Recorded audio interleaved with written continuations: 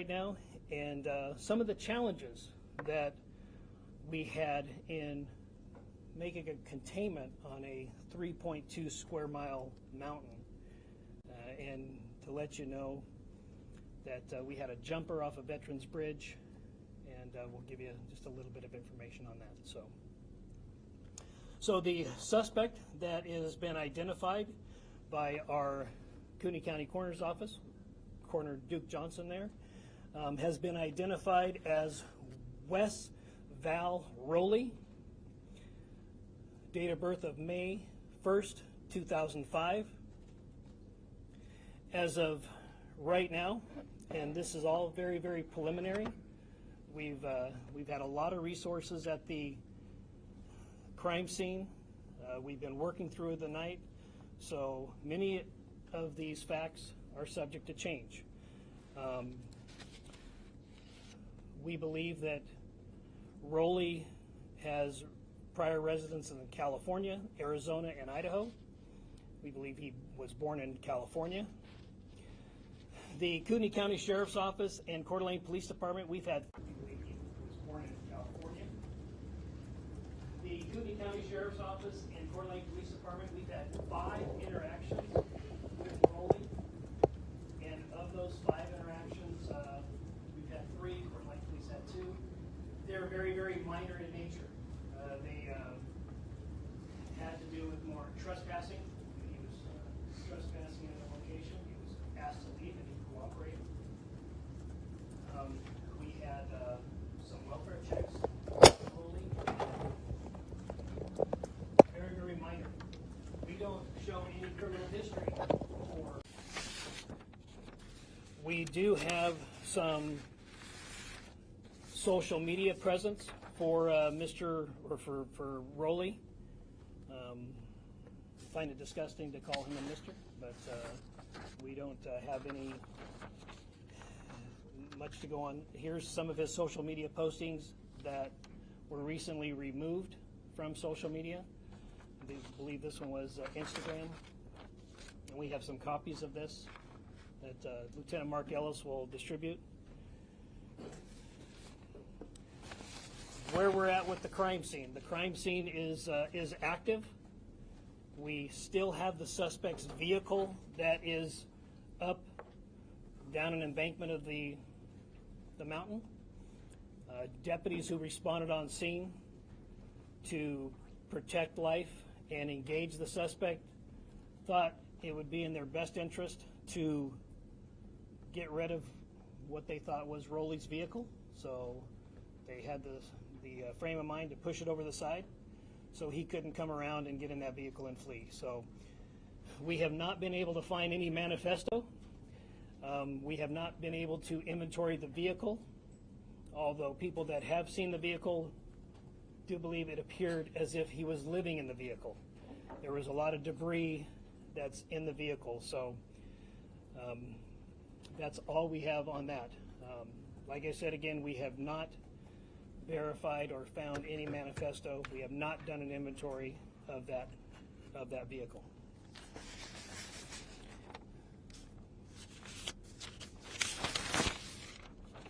I'd like to give you an update on the fire that we believe Roley started.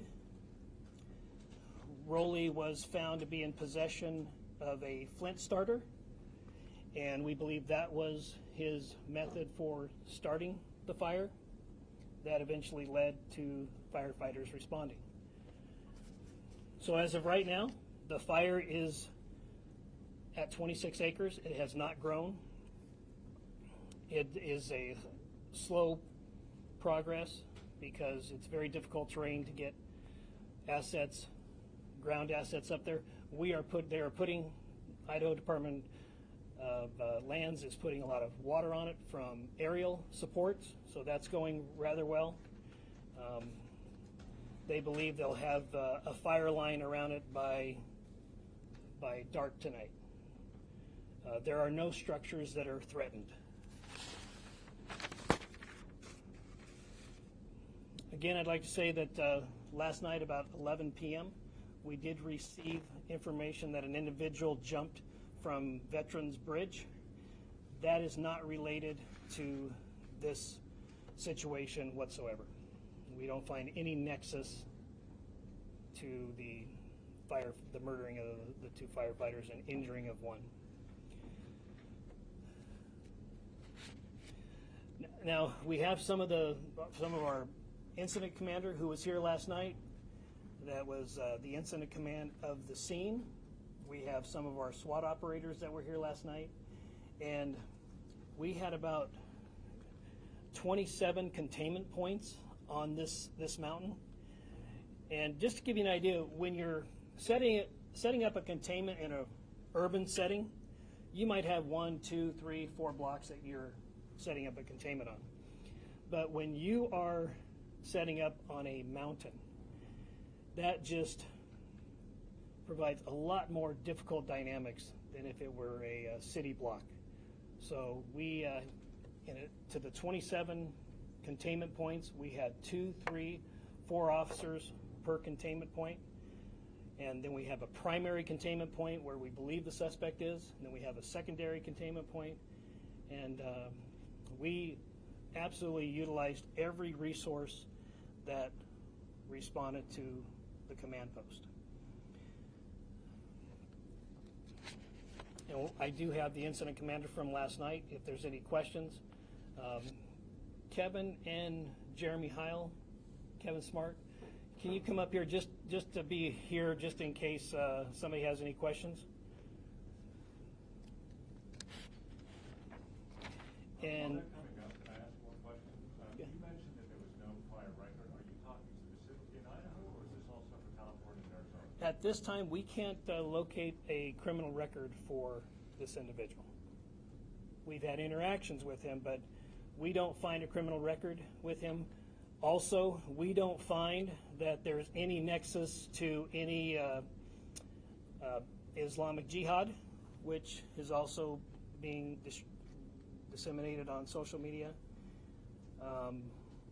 We don't find that there's a nexus to that either. Yes, we're going to take questions. Alex with the spokesman review. So are we clear, did the suspect die by suicide or was he shot by police? Do we know that yet? It appears that he shot himself. Yes. Do you know if he was stockpiling weapons up there or why he was on the mountain specifically? One gun, multiple guns? We have information that he at one time wanted to be a firefighter.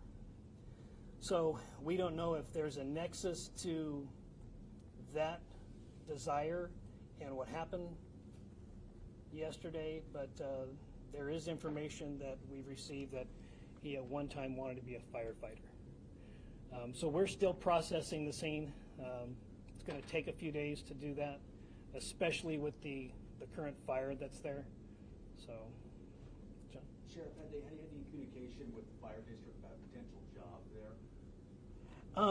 We have checked some of the fire entities here, and we have not located where he had either put in an application or put in some sort of a interest form. We have not found that yet. So that, yeah, we have not found that. One more question. There's supposed to be a video on Instagram. Was this posted right before the ambush? Well, it was discovered right before, but I don't know how long it had been there. Okay. Yeah. Do you have any indication of the motive?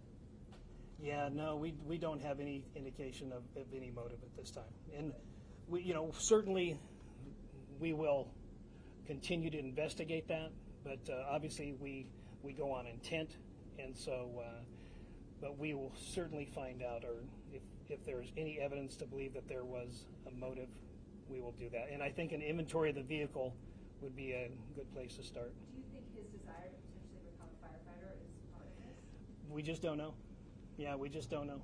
The gentleman. These firearms, has that been determined yet? If What? these were his firearms that were used, or were they someone else's? Has not been determined yet. The lady in the green. Sheriff Cody Proctor with Frontier News. You mentioned that he had had interactions before with law enforcement, but had he had interactions before with firefighters? We did not check to see if he had any interaction with firefighters. We do know that he did contact the firefighters when they came on scene, and there was a discussion. So So we're still in the process of investigating that part of it. Gentleman in the blue in the back. Sheriff, first of all, okay, so talk to me about, why you're sharing this Instagram post. Talk to us, what does it look like when you're looking at this and what it symbolizes to the department? Well, we're trying to collect any and all information, and those social media posts are what we call open source information. So this is all in an effort to find out intent, to find out if there was any other, if there was a motive or whatever the case may be. But We have another question. We had some people that live in the area of the evacuation zone last night where this shelter in place. They said they didn't get a phone call, they didn't get a text. How does your system work? Was there a text that went out, or how did you let people know? yes, absolutely. Part of our Kootenai alerts system, we sent out a text, I believe, a 5-mile radius, and I encourage people who live or frequent the area to sign up for Kootenai alerts. So, that's an opt-in service? well, yes, yep. The gentleman in the blue. Sure. The welfare checks that you guys initiated, Yep. were they given by a relative? Did a parent call you to check on him? Or are they concerned about his mental health? No, it was generally a reporting party who called and saw a vehicle that was either parked near their property or on their property. One was a restaurant where he appeared to be residing at. He was asked to leave and he complied. So none of them that we have at this time were called in from a relative. They were called in from a property owner or passerby. The gentleman there in the... Sheriff, can you describe the weapon that you found next to? It appears right now we have a shotgun that was used, but we're still processing the scene. So obviously a shotgun is not a sniper weapon. Correct. Do you know what kind of weapon that was? Well, we're still processing the scene, but let me kind of set the scene for everybody. When you're in a rural area and you're heavily treed, heavily brushed, and when you're taking fire, then it just adds a whole different dynamic to the situation. So what was reported by people on scene, by peace officers on scene, that they believed they were taking sniper fire, yes. And that's where that is. Lady in the black. Hi, was he a suspect before you found him, or did you not identify him until after you found his remains? Can you give me that first part again? Was he a suspect prior to finding his body, or were you not sure who he was until after you found his remains? Well, we had information that we had an idea who that person might be, but we always defer to the coroner's office to make sure that we have a positive identification on the individual. People borrow people's car, people use people's phones. So we always want to make sure that we have a positive identification before we make any type of release. So this lady. Are you able to identify yet if Wes was the person who called 911, who made the initial 911 call? Still under investigation. If that is the case, he did not use his real name. So, but it certainly will be part of the investigation. But we had an individual called, a male, and he did not use the suspect's name. So. And one more clarification, because I think I misunderstood. Did you say there was an interaction with first responders There was an interaction with the firefighters. when they first arrived on the scene? Correct. What was that then? It had something to do with his vehicle being parked where it was. So, yeah. The gentleman in the blue in the back. Sir, can you tell us what type of bullets then were used in the attack on this news for 3 firefighters? Obviously, you didn't know there were shot there. Right. Well, we know that some rifled slugs were used, and a rifled slug is a pretty big projectile. Anybody know off the top of their head how many grains a rifled slug is? What weight is 1 ounce? Yeah. So generally going to be a 1 ounce piece of metal. but we also have some fragmentation of something. So it's still early on. You know, we have some smaller projectiles, and we don't know if that was a fragmentation of one of the rifled slugs or another weapon. Like I said, we are still processing that scene. The firefighters are putting water on it, so we're still processing that. Yes, sir. Sheriff, can you tell us how sophisticated you think this ambush was? Or do you think this was an interaction that went badly? And one more thing, we were just right outside the scene, and we saw a firefighting vehicle come down with 3 completely flat tires. Were spikes used? Was that part of the ambush?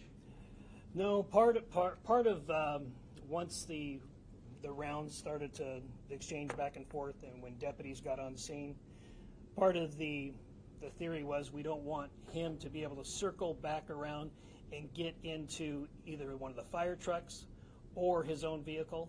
So deputies disabled the trucks, and they pushed over the suspect vehicle off the side of the mountain. I mean, that just gives you a sense of how chaotic the moment must Oh, be. yeah, yeah. Disabling, crippling your own vehicles so that the suspect that's unseen and elusive wouldn't be able to circle back and use it. Right. And we just don't, you know, we just don't know in many cases, even if it's in an urban setting in a retail shopping center, how many suspects there are. Because we're going to get different information, and we have to be able to evaluate that information to see what's credible, what's not credible. We always want to err on the side of caution, but initial reports were there was more than one suspect. Right here in the... I just want to make sure I'm completely clear on this. So at the moment, as things stand as far as the weapons go, you were confident that he used the shotgun. It's possible that he used another weapon. You're not absolutely sure, and you don't know what that other weapon would be. Is that right? Yeah, we're still processing the scene. So we know that there was a shotgun used. Absolutely. 100%. We know that for sure. So. Sure, I'm sorry, this is really asking. Do you have like survivalist training or any type of like? We cannot find any evidence that he has had any type of survivalist training. Now, he did grow up in from what we understand, he did grow up in a arborist family, and that they climb trees. And we did have reports that he was shooting at first responders via a tree. So he does have experience climbing trees. I also just wanted to clarify, you had said in the previous press conference, you were talking about misinformation. This is kind of going off the beaten path, but can you elaborate a bit on what that misinformation was? And I guess it felt like you had said families were finding out via Facebook, and I wanted to clarify that. Yeah, so what happened, firefighting and EMS channels here in Kootenai County are not, what's the word I'm looking for? Encrypted. They're not encrypted. Law enforcement channels are encrypted. So pretty quickly, there was audio of the help call that came out and was broadcasted on social media. And that is just really, really hard on the families. Had they heard that, and I don't know if they did or didn't, but had they heard that, they would be able to identify their voice of their loved one and just make a chaotic situation more chaotic. So that's one of the... I just want to be clear, none of the families were notified through social media. They were I don't know. I Okay. wasn't involved in that part of it. Yeah, I do not know. Lady in the black there? Sure. In terms of just the timeline, I know they provided us with one already, but where does that interaction, that first interaction with firefighters fit there? If they have that interaction, how soon after that is there gunfire? There was an interaction, so they arrived on scene. The initial call was about approximately 1:20. They arrived on scene. I'm going to guesstimate, but I would say probably about 13:50 or about 10 minutes until 2 o'clock. Somebody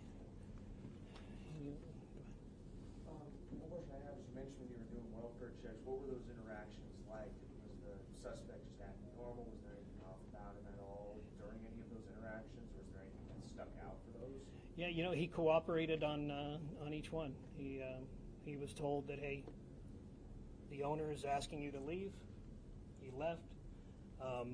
There's certain criteria that we have to meet to be able to engage in somebody's well-being, and he did not meet those requirements at the time. So, yeah. Jeremy? The shooter's body, is it in a condition where we can determine if there's some drugs or medication in the system? That'll be part of the autopsy, yes. Do you know why how long he was here in Idaho, and also just, I know this is like a popular recreation area, so how many people, just members of the public, may have been up there doing all of this hiking and just during the day? Well, it is a popular trail.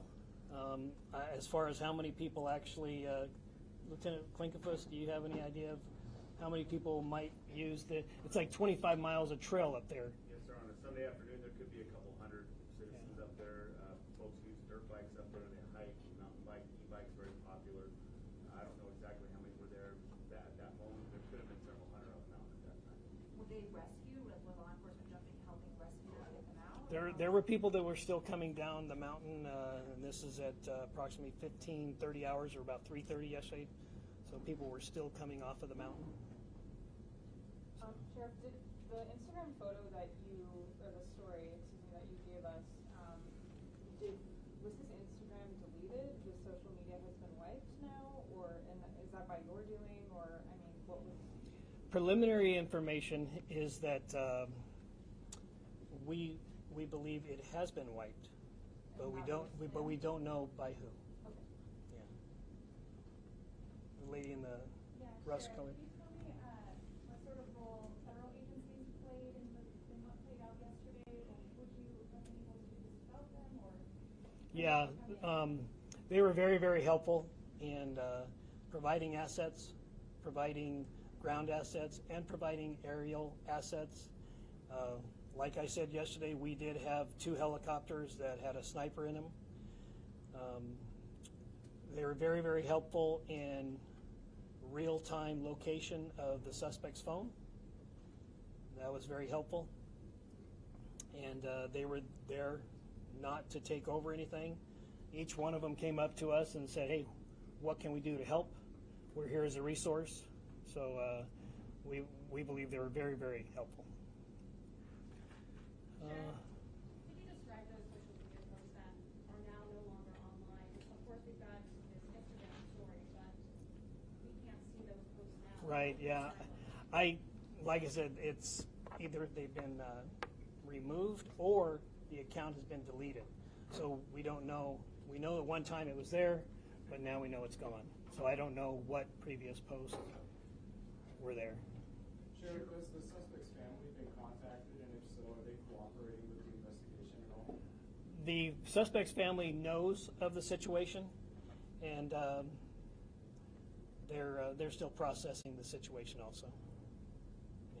Sheriff, is this the camo outfit that you guys found him in? No, this is a previous post. And then has the ATF been able to help you guys pinpoint, like, when he had that shotgun? Have you guys been able to trace back where he bought that shotgun? We haven't got there yet, yeah. Like I said, it's still pretty hot up there, but we'll get all that information. We just don't have that as of right now.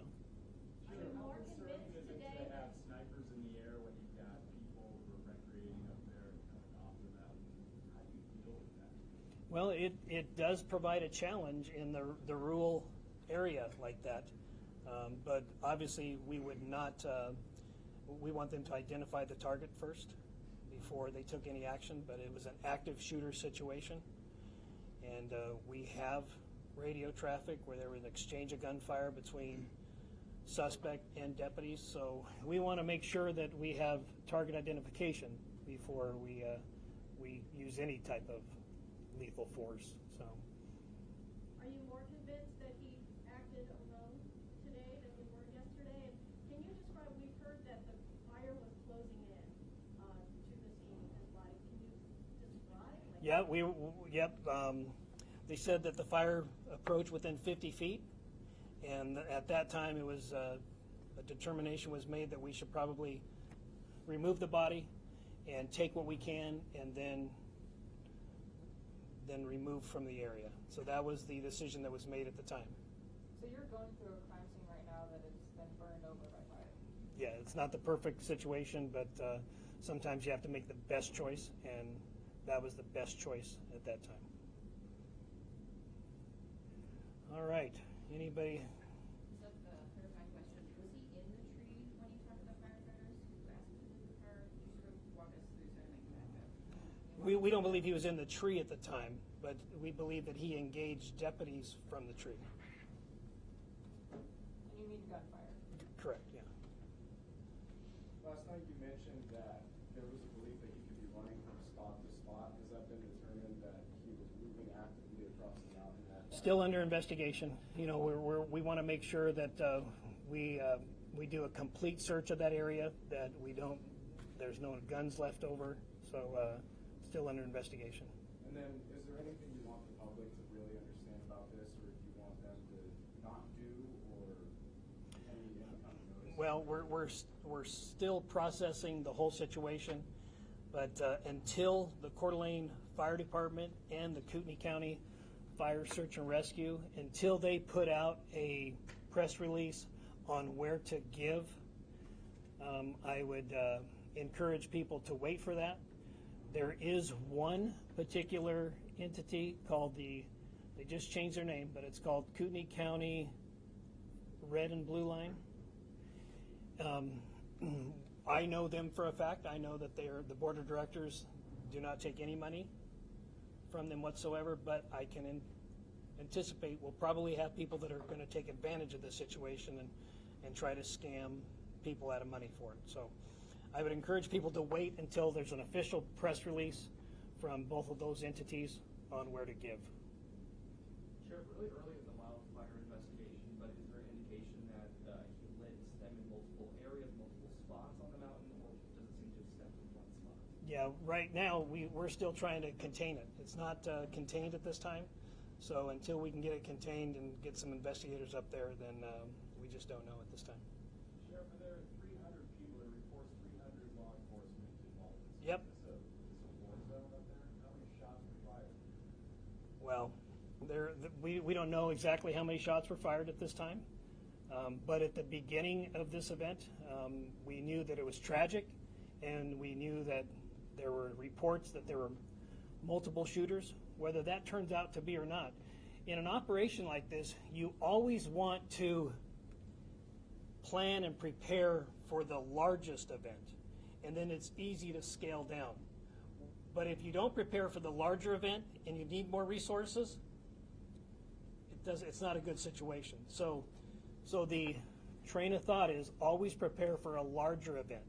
But in this particular case, an active shooter in a rural area, that just provides a lot of different challenges. And I know that Captain Heil, part of the strategy was that we're going to protect that west side of that mountain because that's where the homes are, and we're going to have probably triple as many personnel on that side. And if he wants to go east, or if he wants to go in the fire, let him. But there's a lot of different dynamics that you have to consider in a rural containment and a rural active shooter. Jeremy, do you have any questions, or do you have anything you'd like to add on how the challenges of what happened? Unless you have any specific questions. Okay. Sheriff, we often hear about cell phone data being used after crimes to determine the locations of people. Were you guys actively, for lack of a better word, pinging him as the crime was unfolding? Yes. I hate to, go backwards a bit, but I did see deputies hugging each other and patting each other on the back when I was out there. I'm just kind of wondering what the mindset of your office is right now, and I guess how those first responders are doing after all this. They're in shock. Yeah, absolutely. It's they're in shock and they're still processing it. Yeah, they're in shock. Is there anything in particular you guys Well, right now, we are going to support them in anything that they need. Obviously, getting the families together and to determine how they want to memorialize their loved one, and we will be there to support that. And a follow-up to my pinging question, sir? Sure. Do you have emergency agreements with cell providers for that kind of capability? Yes. Yeah. And what do you do to enact that? You just make a call and say, we got to do this, and off we go? There are certain conditions and requirements that need to be met, but this was certainly one of those cases. Yeah. How effective were the drone units during this whole process?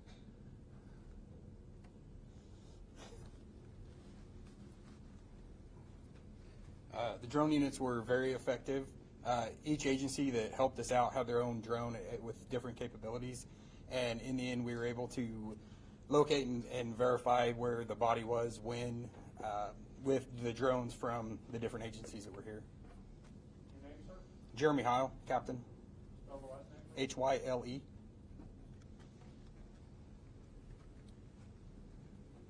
All right. We'll take two more questions. Sheriff, I may have missed it earlier, but what exactly was his connection to Coeur d'Alene? We just don't know. We don't know.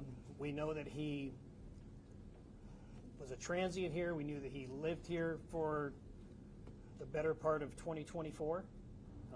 But as far as when he got here, why he was here, why he chose this place, I don't know. He has relatives in the Priest River area, but I don't know why he chose that. We don't find any nexus to anything else. Maybe we'll find more once we do an inventory of the vehicle, but as of right now, we don't know. And then one more question. Are you able to confirm whether or not the firefighters who were shot were the ones who spoke with him, or are you able to? Yes. Yeah. Yeah. Yes.